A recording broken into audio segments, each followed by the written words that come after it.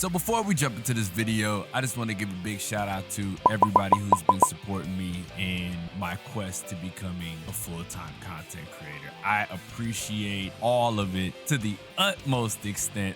That's why I'm going to these lengths to do different types of videos for Gachiakuta. This is gonna be my first stab at a theory video. I'm gonna do like maybe 4 or 5 more because I had so many more pop up after this, idea wise, right? Like I had so many other ideas pop up after this, but again, appreciate you guys for everything. Let's get into it. Something struck me as odd in chapter 7 of Gachiakuta, and I know, we're on chapter 8, but I've been writing this video for a while, and it sent my mind on a roller coaster ride of theories. Now, this may be a bit of a stretch, but hear me out for a second. So far, the boss was being built up as someone of great power, and was also the most respected person around there according to Enjin. And when we got there, he was gone. Nowhere to be found. Kinda strange, right? Why is the guy who is supposed to be the most important figure amongst the janitors on a business trip? Where is this so-called trip taking place that requires you to be gone for a long period of time? That shit gave me one of the biggest brain blasts of all time. It felt like that moment when Doc Brown pulled out the board and got to explaining how alternate timelines work in Back to the Future, you know. Point in time, somewhere in the past, the timeline skewed into this tangent, creating an alternate night. String theory, Biff Tannen, and shit like that. But before we get any further into detail, what's going on, everybody? It's your boy xDomoSenpaix, and as you all know, I decided to quit my job and strive to become a full-time content creator. And I can't do this without you guys' help. Donations would help a shit ton. Link to that is in the description. Even if you can't do all that, right? Which, like I said, it's asking for a lot. Subbing to the channel definitely helps a metric shit ton. The more we grow as a unit, the more I'll be able to do for not only the YouTube channel, but Twitch as well, because you guys know there's a lot of stuff that I want to do for you guys, by you guys, and with you guys. All your help and generosity is more than welcome and awesomely appreciated. Now let's get to this theory. So as I was saying, essentially, I had an epiphany, and it was about the boss. But in order for us to tackle this theory, we have to go back to where it all started, which was chapter 1, right before Regto was murdered. And I also feel like that has something to do with it. We just so happened to run into someone who was wearing a mask and a cloak, which reminded me of the first time we met Enjin. Mask, jacket, the works. Don't worry, it'll start to make sense the more we talk about it. Rudo is clearly blessed with the ability of a giver, right? We figured that out a little later on, but we have to take that information and go back to the beginning because a lot of stuff starts like popping out at you.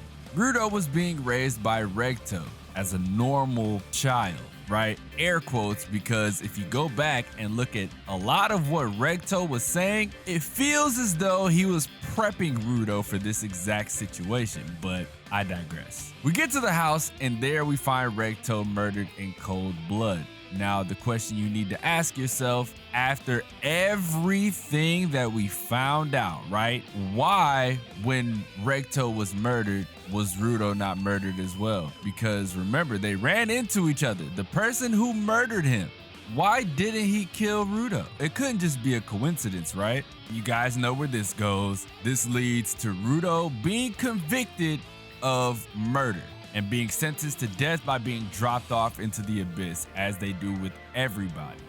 And who do we find at this death sentence? Almost as if he was waiting for Rudo to be dropped down there in the first place, right? Starting to catch on to my theory? This then leads to everything that we've known to happen so far. Meeting Enjin in the Forbidden Zone, which was weird, right? That was very weird that he was there. Awakening his abilities, etc., etc. And remember, as Rudo was falling to the earth and he saw that strange ass structure, and at that point his abilities activated? What was that? And why did it lead directly to the Sky People's place? Who created this structure in the first place? I have so many fucking questions, bro, but that'll have to wait for another video. And interestingly enough, you guys are probably still wondering, what the fuck does all of this mean? If you put 2 and 2 together and this all goes according to what I've said, we've already met the boss. We met the boss right at the beginning. That masked person that we saw up top, I think he is the boss. And I also think that the boss could be his father, but that's neither here nor there, because there is no way in hell that Recto was killed by mistake. There's no way in hell that Rudo was just left alive for no reason if that masked man just killed Recto like a few minutes prior. And why were you so keen on being seen at the sentencing? To see him dropped in the abyss. You knew he was gonna live, huh? And not to mention the object we saw as he was falling. Could that potentially be the boss's Jinky? Can the boss create a stairway that leads to that sky palace? I think that's what we're witnessing here. And to top it off, I guarantee you that book is gonna come into play as soon as they meet again. I think that book is gonna be the key that sets off Rudo. It's gonna tip him off because I'm pretty sure he's seen the book when the masked man dropped it. To make matters worse, just like I said earlier, what if that masked person is his dad? Would be kind of crazy, right? Considering that his dad was executed in the same way. And not to mention, only one sky person has fell and survived. Yeah, think about that shit for a little bit. Let it simmer in your brain. But to be honest, I don't know, man. That seems like the most plausible idea that I put together so far. How do you guys feel about it? Let me know in the comment section below. Fan of the series?